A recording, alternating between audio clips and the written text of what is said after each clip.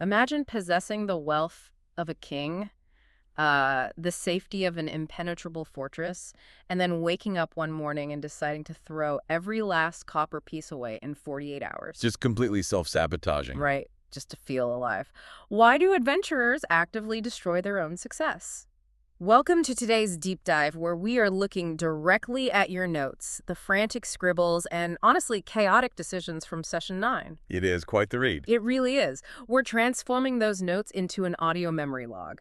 Consider this your ultimate support class, helping you, the player party, prepare for your next great adventure by looking back at exactly what you just did. And looking at these notes, the level of self-inflicted chaos here is truly a masterclass in cause and effect. To set the stage, and I promise we are spending less than 5% of our time on the past year, previously, you had a massive success. Your pockets were heavy, you were completely flush with gold, and you found yourselves rolling into the town of Blackapple. A very wealthy arrival. Exactly, and that is it. That is the entire setup. Because from the moment your boots hit the cobblestone in Blackapple, everything went completely off the rails. Okay, let's unpack this. We really have to start with the Great Black Apple Bender, Yeah. because this wasn't just like a celebration. No, not at all. This was a systematic, financially ruinous dismantling of your own success. You didn't just have a few celebratory ales. You pooled your gold like all of it for a massive 2-day pub crawl. Staggering between literally every pub in town. Yeah, and you partied so hard with such intense dedication that you literally ran the town dry of alcohol. Which is a logistical feat in and of itself. You drank an entire fantasy town out of its supply. You actually had to hike out of the town limits all the way to St. Taragnus's Priory just to get more beer from the monks to keep the bender going. But what is truly staggering is the individual chaos that came out of this. You managed to accomplish, a lifetime of terrible decisions in just 48 hours. Let's run down the list because it is spectacular. First, Redbeard wakes up with absolutely zero memory of the night before. Never a good sign. Right. Only to realize he had slid every last piece of his remaining gold to Father Naskew at the monastery. A very generous, if entirely unintended, philanthropic donation to the local clergy. Then we have Chubbs, who decided to play a tavern game of luck, which apparently involves standing perfectly still against a wooden post. While heavily intoxicated locals throwing knives at you. Yes.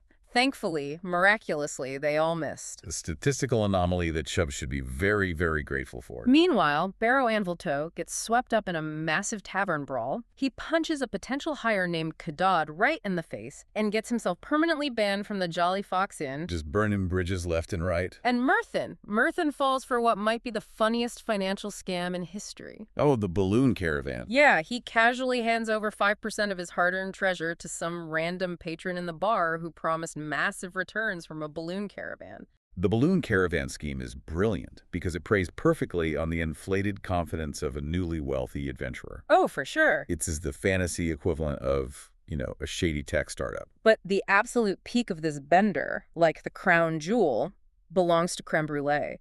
She's dancing on a table at the Jolly Fox Inn, breaks the table under her weight, and in a response, the inn owners, Bert and Griselda, reveal themselves to be hidden wizards. By literally firing a magic spell at her. Right. A completely measured response to minor property damage, obviously. So that Creme, in her drunken state, physically deflects the magic spell with her beer tankard. Incredible reflexes, honestly. The spell bounces off, sets a stuffed taxidermy animal head on fire on the wall, which she then has to scramble to put out.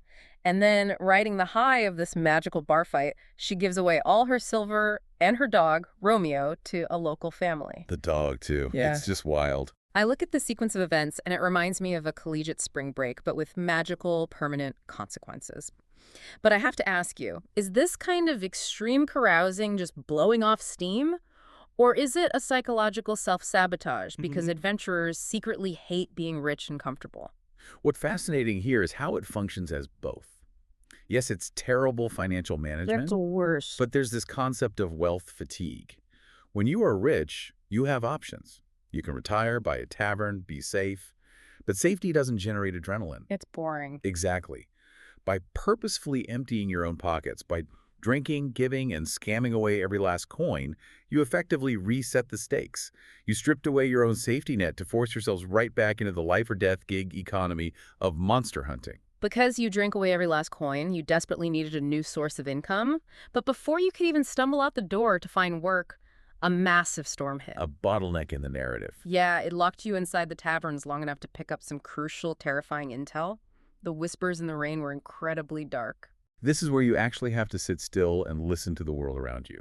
Right, you heard rumors about two witches living out in the woods. You heard about hidden treasure inside a rusted tomb.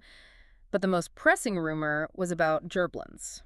With an E. Yes, your notes make it very clear to differentiate. These are not regular goblins. These are gerblins. And you learn that Sir Garen is offering a bounty for their left ears. Which leads us to their biology. Pure, unadulterated nightmare fuel. They reproduce via cysts that physically drop off their bodies whenever they are injured. A remarkable, highly aggressive evolutionary defense mechanism. It is disgusting. That's like fighting an enemy where every single time you hit them with a sword, you're accidentally planting seeds for a sequel. That's a great way to put it. You stab one, and another one grows in the mud. And this is exactly why this piece of intel is so vital. If we connect this to the bigger picture, these rumors aren't just background noise. This is the world building laying out a massive trap for you. Because of the bounty, right? Precisely. Sir Garen's bounty for the left ear of slain gerblins is an economic incentive that will likely put you face to face with this multiplying threat. In real-world economics, we call this the Cobra effect. Oh, perverse incentives. Exactly. You offer a bounty to reduce a population, but people start breeding the creature to get the reward.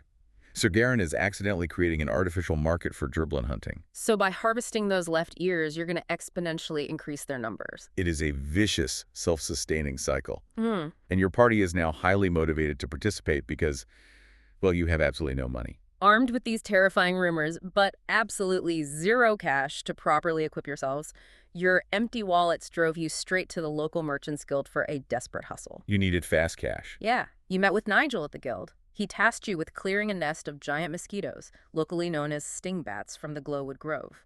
A textbook example of delegating a terrible job to desperate people. Seriously. He throws in some ominous lore, warning you that bandits are hitting southern supply lines, and woodcutters fear a curse in the forest. And for all this, you negotiate 20 gold for a sack of bat corpses. 20 gold. You just spent an entire dragon's hoard on beer. Now you're risking your lives for 20 gold and some oil to burn the nest. You lost your leverage, so you take the scraps. So, you arrive in the Glowwood. Creme brulee baits the bats by chopping a glow tree. The fight starts, and here's where it gets really interesting. Barrow Anviltoe steps up and casts a sleep spell. A classic crowd control tactic. In theory. But the spell hits the bats, and then it sweeps right over your own party. Creme and Chubbs instantly fail their saves and are knocked unconscious inside a woodcutter's shack. Just a complete disaster. And Murthan, expecting the spell, just peacefully falls asleep on the roof of the shack. It's like throwing a flashbang into a room before your own team enters. A catastrophic miscalculation of area of effect magic. Why is it that in these situations, the friendly fire is often more dangerous than the actual monsters? Well, it comes down to the action economy. The side that takes the most meaningful actions generally wins. When Barrow cast that sleep spell, he neutralized his own team's resource pool. He handed the stingbats extra turns. Exactly. The party spent more energy waking each other up and recovering from their own tactics than fighting the stingbats. The enemy became secondary to your internal chaos. The rescue was pure slapstick. Redbeard wakes Chubbs, but Creme physically grabs the goblin priest and hurls him onto the shack's roof. To clear the mosquitoes off the sleeping Murthan. Yes, just throws him. Which is a perfect example of improvisational problem solving. It's not in any combat manual, but it's salvaged a tactical disaster. It's brilliant, but imagine the noise. Chopping a glow tree, friendly fire spells, tossing goblin priests onto roofs. You're throwing a riot in an ancient forest. So inevitably, you wake the forest's actual protector. Right. The earth shakes, and out steps a massive living tree with knots for eyes and a gaping mouth. It identifies itself as green ash, and it demands to know why you are disturbing the forest. You are caught completely red-handed. And in a panic, you try to fast-talk this ancient tree entity. You claim you are just practicing safe forestry and thinning out the woods to prevent fires. A breathtakingly bold lie. That is the equivalent of getting caught breaking a window and telling the homeowner you're just testing their ventilation. Unsurprisingly, Green Ash was unimpressed. Ordered you to leave, smashed the woodcutter's shack to splinters, and you barely escaped back to town to claim your 20 gold reward. This raises an important question, though. Nigel mentioned a curse terrifying the woodcutters. Was Green Ash the curse all along? Or is Green Ash defending the forest from the curse? Oh, that's a good point. By rushing in recklessly, your party may have just alienated a powerful potential ally in the region. So what does this all mean? Let's zoom out. You went from being flush with cash to completely broke to nearly getting wiped out by your own sleep spell and finally angering a sentient treeall for 20 gold. A phenomenal display of cause and effect. Truly. But you survived the glowwood. Now think about the loose threads you've left behind in Black Apple. The dominoes are still falling. Exactly. You've got wizards hiding in plain sight at the Jolly Fox. You have an impending balloon caravan scheme with your 5% investment. And a local family raising Krem's dog, Romeo. Such a messy situation. More importantly, every time you hit one of those gerblins you're hunting for Sir Garen, assist drops. Are you prepared for the fact that your combat strategy might literally be breeding the next generation of your enemies? Good luck in your next session.